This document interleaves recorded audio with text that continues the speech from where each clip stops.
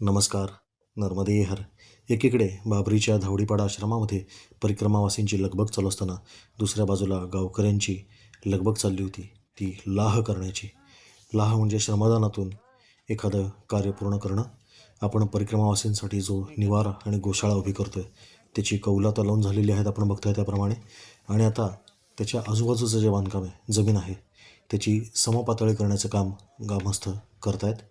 त्यासाठी लहानापासून मोठ्यापर्यंत सर्वांनीच या श्रमदानामध्ये सहभाग नोंदवला आणि मोठ्या प्रमाणामध्ये या संपूर्ण भूभागाचं सपाटीकरण केलं.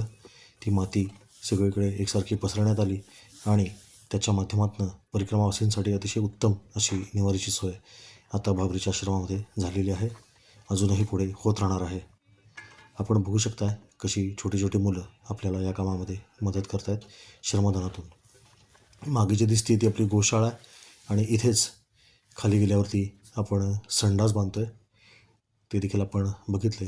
10 संडास आपण बांधतो आहे, ज्याच्यामध्ये 2 पाश्चात्य आणि 8 भारतीय पद्धतीचे शौचालय असणार आहेत. आणि हे संपूर्ण बांधकाम ज्या विटांच्यापासून आपण केले त्या विटा स्वतः शाळेतल्या विद्यार्थ्यांनी बनवलेल्या आहेत. आणि संपूर्ण बांधकाम हे बाबरीतील आदिवासी ग्रामस्थांनी केलेलं आहे. नर्मदे हर.